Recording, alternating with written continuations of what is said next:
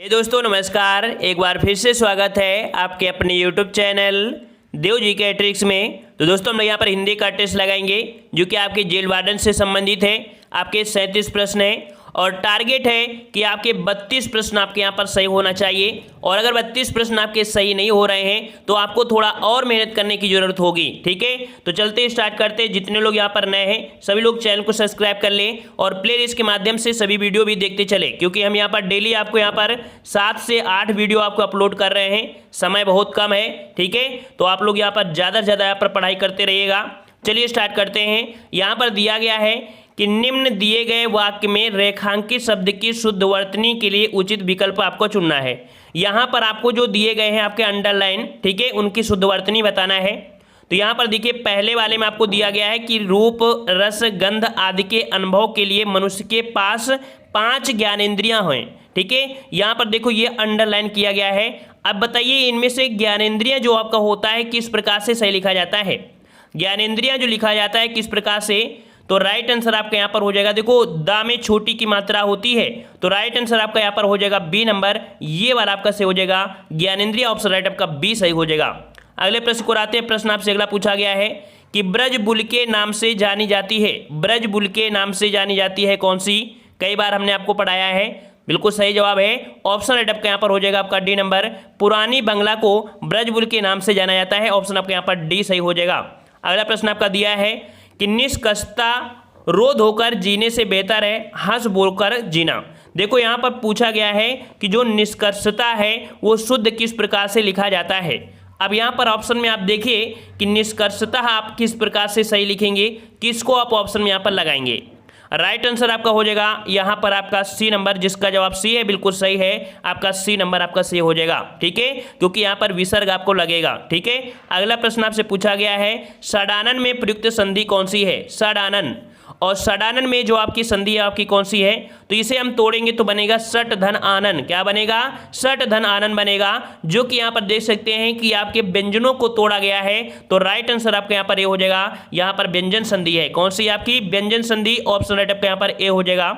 अगला प्रश्न आपका है कि कौन सा अमानक वर्ण है। कौन सा अमानक वर्ण है? तो याद रखिए हिंदी में 3-4 ऐसे वर्ण हैं जिन्हें हम लोग अमानक बोलते हैं। जैसे आप लोगों ने ये वाला भा देखा होगा, ठीक है, इस प्रकार से भा होता है, ये भी होता है। और जो आपका यहाँ पर आपका सी है झा, ये भी आपका हो जाएगा। तो 5 का ऑप्शन यहाँ पर सी हो जाएगा। ठीक है, और यहाँ पर कह सकते हैं इस वर्ड को भी याद रख लीजिएगा अगर मिल जाता है कभी। अगला प्रश्न आपका दिया गया है कि प्रश्न संख्या 6 से 7 तक अब दिए गए शब्दों में समास आपको बताना है। कह रहा है चंद्रशेखर, चंद्रशेखर में समास बताना है।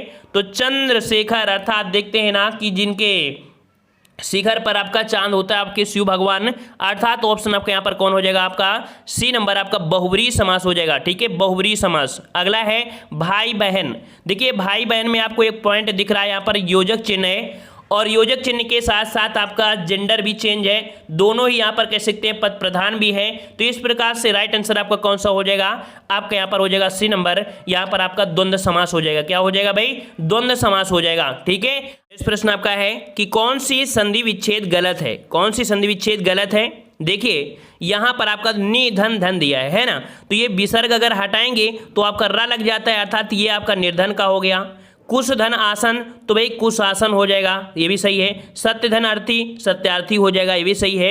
अगला है नमा धन अस्ते, तो भाई नमा धन अस्ते नहीं होता, नमा धन ते होता है। क्या होता है भाई? नमा धन ते होता है। अब ये जो विसर्ग होती है इसको हटा देंगे तब आधा सा हो जाएगा, तो बन जाएगा नमस्ते। अर्थात कह सकते हैं गलती किसमें? आपके डी वाले में आपका गलत था। ठीक है, नमा धन ते होता है। ठीक है, अगला प्रश्न आपका दिया है कि निम्न से कौन सा अंतरपट का उपसर्ग सही है। यहाँ पर बताना है कि अंतरपट का उपसर्ग जो आपका है वो आपका कौन सा सही है। 9 में देखना है, तो यहाँ पर भीतर दिया है और ओट दिया है, आच्छादन दिया है। तो देखिए अंतरपट का उपसर्ग जो आपका है वो आपका यहाँ पर कह सकते हैं थोड़ा सा आपके लिए थोड़ा सा कह सकते हैं नया होगा।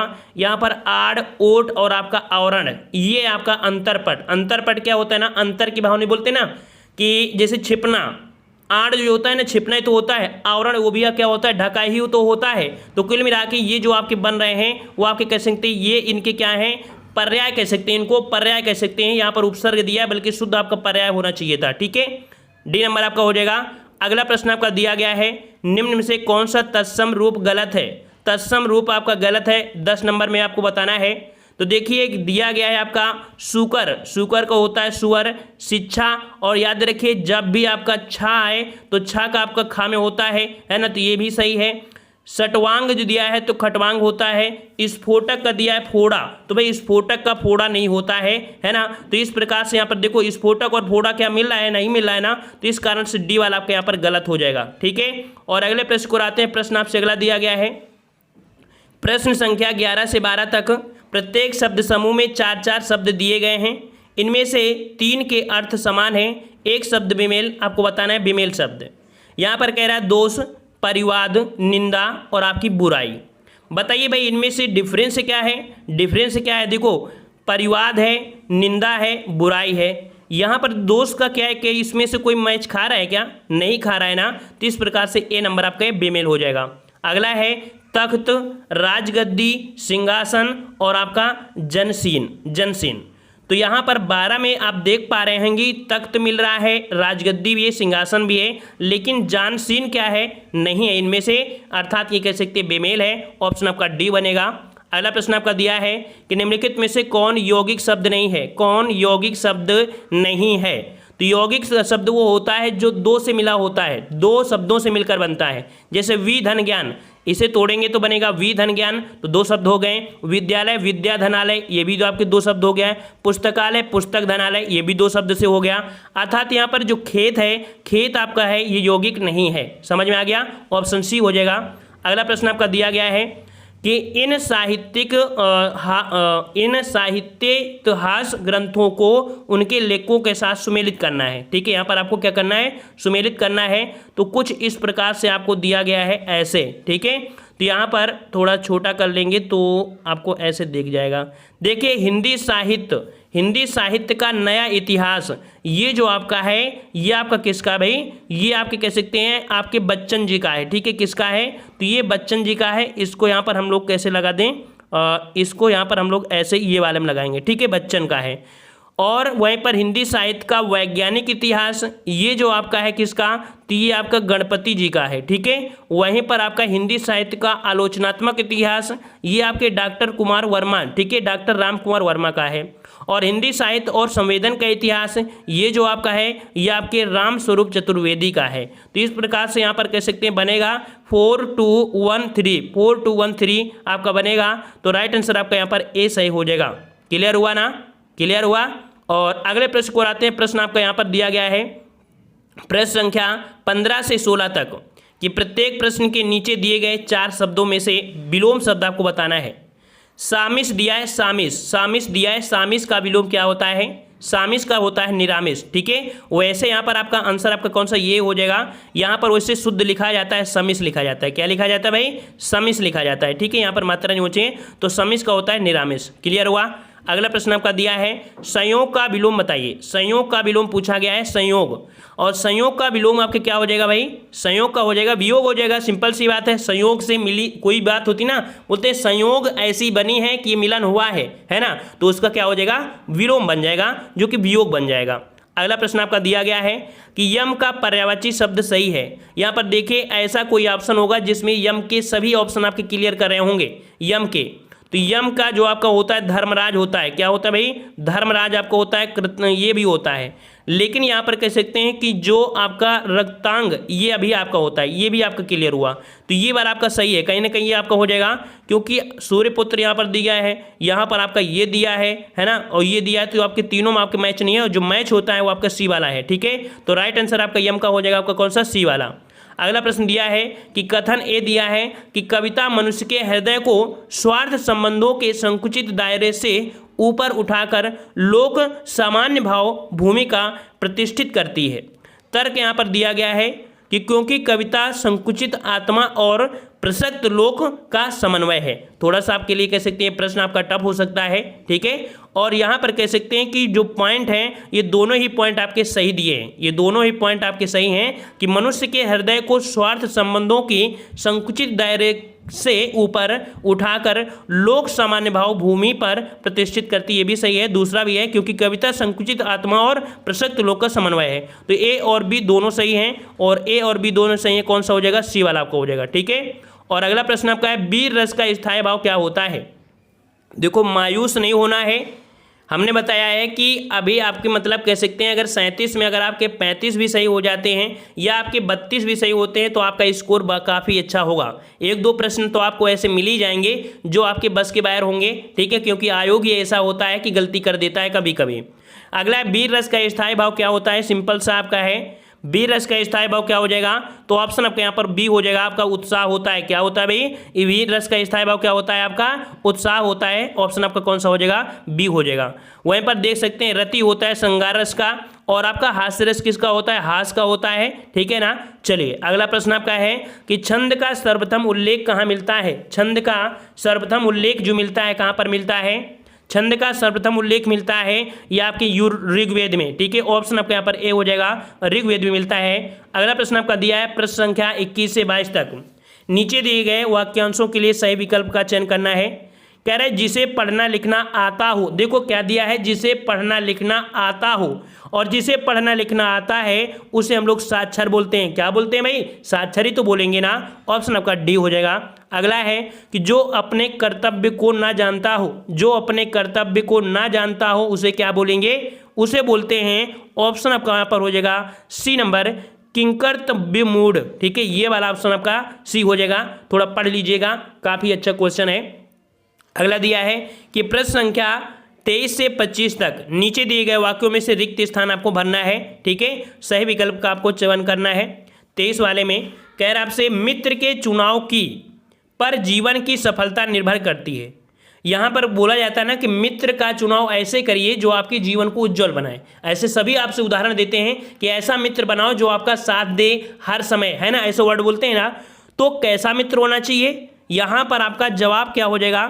तो मित्र के चुनाव की उपयुक्तता क्या हो जाएगा? उपयुक्तता पर जीवन की सफलता निर्भर करती है। तो 23 का ऑप्शन आपका यहाँ पर बी हो जाएगा, ठीक है।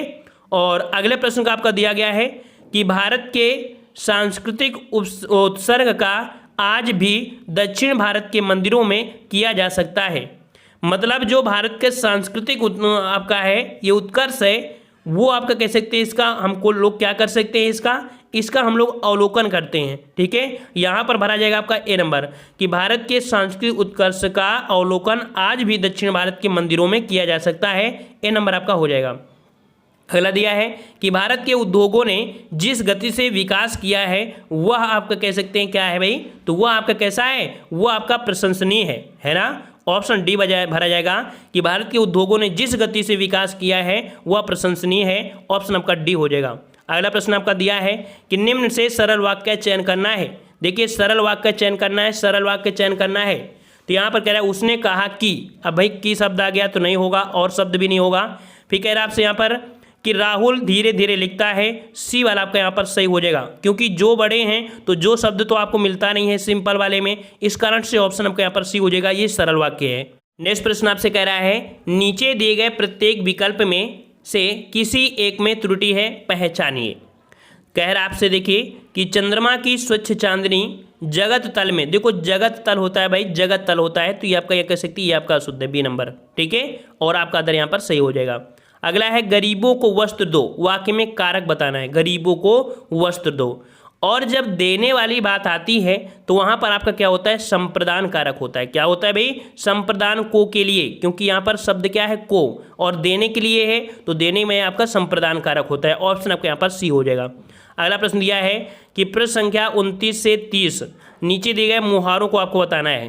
हुक्का भरना, भाई हुक्का भरना, हुक्का भरना क्या होता है? हुक्का भरना होता है मतलब सेवा करना। ऑप्शन आपका ये हो जाएगा, हुक्का करना, हुक्का भरना, सेवा करना। अगला प्रश्न आपका है हाथ का मैल, हाथ का मैल 30 वाले में हाथ का मैल। तो यहाँ पर काफ़ी लोग होते हैं ना थोड़ा सा एडवांस हो जाते हैं, बोलते ये तो हमारे लिए हाथ का मैल है ना। तो मतलब क्या होते हैं, बहुत लोग ऐसे होते हैं जो पढ़ाई के समय भी ऐसे बोलते हैं, अरे हिंदी क्या है, ये तो हमारे हाथ की मैल है, 2 दिन के अंदर इसे तैयार कर लेंगे। लेकिन जब टेस्ट लगाते हैं तो समझ में आता है भाई कि हिंदी कितना भी पढ़ लो, लेकिन 2-3 प्रश्न ऐसे घुमा देते हैं ना कि समझ में आ जाता है ना। तो यहाँ पर आपको हो जाएगा अत्यंत तुच्छ वस्तु, ठीक है, ऑप्शन आपका ए बन जाएगा। अगला है उससे अब अकेले नहीं रहा जाता, उससे अब अकेले नहीं रहा जाता है। तो भाई अकेलापन क्या है, अकेलापन क्या है, अकेलापन क्या होगा, भाव को ही तो दर्शाएगा ना। अकेले मतलब अकेलापन अंडरलाइन भी किया है तो ये भाव को दर्शा रहा था, तो ये भाववाच्य हो जाएगा, ठीक है। अगला है कि जब तक वह घर पहुंचा तब तक उसके पिता जा चुके थे। तो भैया हमने आपको एक पॉइंट बताया था कि जब लगा होगा तो तब जरूर मिलेगा, और जब लगा है तब तभी ये शुद्ध माना भी जाएगा, और जब तब ये जो आपका मिलता है ये आपके मिश्र वाक्य मिलता है, याद रखिएगा, जब तब, यद्यप, तद्यप, ठीक है, ये शब्द आपको कहाँ मिलते हैं, मिश्र वाक्य में। ऑप्शन आपका सी हो जाएगा। अगला प्रश्न दिया है कि निम्नलिखित में से किस वाक्य में अकर्मक क्रिया है। अकर्मक क्रिया मतलब कह सकते हैं कि इसमें से कर्म नहीं होना चाहिए, कर्म नहीं होना चाहिए, और अगर कर्म मिल गया तो भाई तो वो तो भी कह सकते हैं कि सकर्मक हो जाएगी। तो देखिए कह रहा है गेहूं पिस रहा है, तो भाई क्या पिस रहा है, गेहूं पिस रहा है। आप लोगों ने बोला कि गेहूं पिस रहा है ना, लेकिन गेहूं यहाँ पर क्या है, गेहूं क्या यहाँ कर्म है क्या, यहाँ पर पिसना देखो क्रिया हो गई, ठीक है, किस पिसना आपकी क्रिया हो गई, तो यहाँ पर कह सकते हैं कर्म आपका मौजूद नहीं है, क्योंकि गेहूं यहाँ पर आपका क्या कर रहा है, ये संज्ञा का कार्य कर जाएगा। तो इस कारण से अकर्मक क्रिया जो आपकी है वो आपकी ए वाले में गेहूं पिस रहा है, ठीक है। अगले प्रश्न को आते हैं। प्रश्न आपसे अगला पूछा गया है, कह रहा है कि पुल्लिंग शब्द का चयन कीजिए। पुल्लिंग शब्द का चयन करना है, पुल्लिंग शब्द आपसे पूछा गया है। तो यहाँ पर पुल्लिंग देखो, नायिका, लेखिका, वधु, ये तो आपके हैं सभी स्त्रीलिंग, लेकिन धावक तो नहीं है ना, ये पुल्लिंग हो जाएगा। ऑप्शन आपके यहाँ पर डी हो जाएगा, पुल्लिंग शब्द कौन सा है, धावक। अगला प्रश्न आपका दिया गया है, कह रहा आपसे शिक्षक का बहुवचन होगा, शिक्षक का बहुवचन क्या होगा। हमने पिछले वीडियो में बताया था कि शिक्षक में अगर गण का प्रयोग कर दें तब आपका हो जाता है, तो आपका जवाब क्या होना चाहिए, डी वाला होना चाहिए, ए वाला मत लगाइएगा। अगर शिक्षक को शिक्षकों कर दो, क्या होगा, गण का प्रयोग करते हैं। अगला प्रश्न आपका दिया गया है, माँ ने बाजार से कपड़ा खरीदा, रेखांकित का यहाँ पर कारक आपको बताना है। कपड़ा, ये बताइए कपड़ा है क्या, कपड़ा यहाँ पर कर्ता हो जाएगा क्या हो जाएगा यहाँ पर, कपड़ा जो आपका है ये कर्म होता है, क्या होता है भाई, कर्म होता है, तो ये आपका कर्म कारक है, क्या है, कर्म कारक है, ठीक है। और अगला दिया गया है कौन सा, यह मेरी पतंग है, रेखांकित का भेद बताइए। यह मेरी पतंग है, भाई यह मेरी पतंग है, अर्थात यह शब्द आपको बता रहा है कि ये क्या है। तो भाई इसको क्या लगाएंगे, क्या अनिश्चित तो है नहीं है, निजवाचक मतलब कह सकते हैं, निजवाचक में शब्द प्रयोग करते हैं आप, याद रखिए कि निज के लिए आप प्रयोग करते हैं, ठीक है, और प्रश्नवाचक तो है नहीं है, तो सिंपल आंसर आपका यहाँ पर ये हो जाएगा, निश्चयवाचक सर्वनाम है। याद रखिए यह, वह, ये शब्द जो होते हैं आपके निश्चय में होते हैं, और जो आप होता है, आप अपने के लिए आप क्या लगाते हैं, निज के लिए आप लगाते हैं आप। क्लियर हुआ ना। तो ये रहे आपके 37 प्रश्न, और 37 प्रश्न में आप लोगों के कितने यहाँ पर सही हैं आप लोगों को कमेंट बॉक्स में जरूर कमेंट करिएगा।